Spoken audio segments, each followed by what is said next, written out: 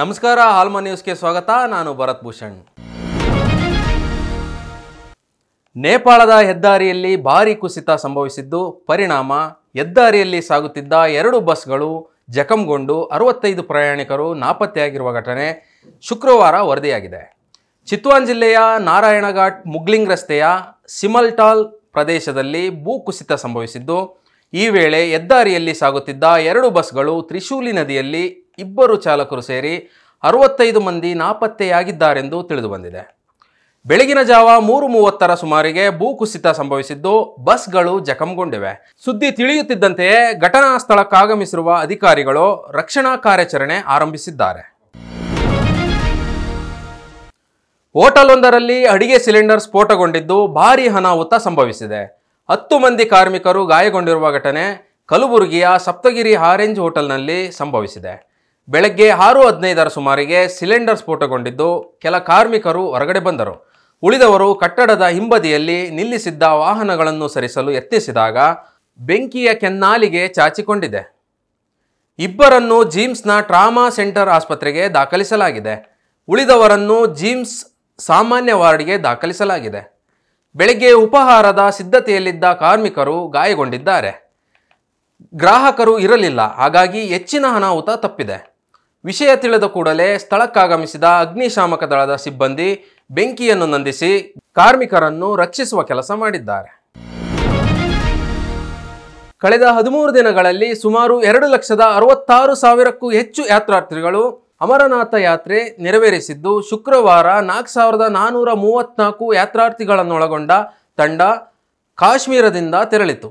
ಈ ಬಾರಿ ಅಮರನಾಥ ಯಾತ್ರೆಗೆ ಆಗಮಿಸುವ ಯಾತ್ರಿಗಳ ಸಂಖ್ಯೆ ಯಾವುದೇ ಇಳಿಮುಖವಾಗಿಲ್ಲ ಮತ್ತು ಯಾತ್ರಾರ್ಥಿಗಳ ಉತ್ಸಾಹ ಮುಂದುವರೆದಿದೆ ಎಂದು ಅಮರನಾಥ ದೇವಾಲಯ ಮಂಡಳಿ ಅಧಿಕಾರಿಗಳು ತಿಳಿಸಿದ್ದಾರೆ.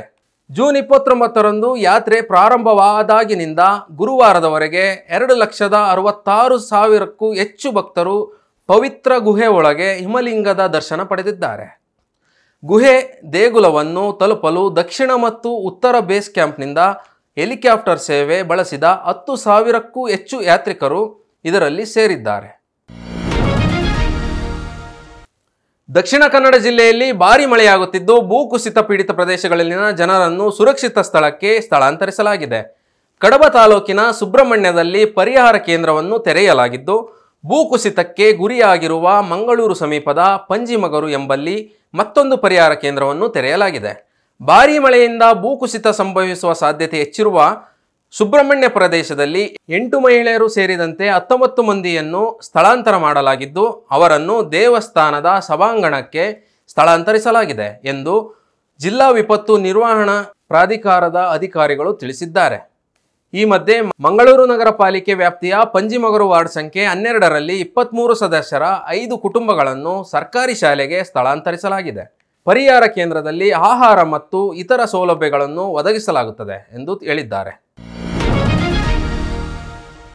ಕಿಚ್ಚ ಸುದೀಪ್ ಅಭಿಮಾನಿಗಳಿಗೆ ಮ್ಯಾಕ್ಸ್ ಚಿತ್ರತಂಡ ಸಿಹಿ ಸುದ್ದಿ ನೀಡಿದ್ದು, ಇದೇ ಜುಲೈ 16ರಂದು ಚಿತ್ರದ ಕುರಿತು ದೊಡ್ಡ ಅಪ್ಡೇಟ್ ನೀಡಲು ಸಿದ್ಧವಾಗಿದೆ.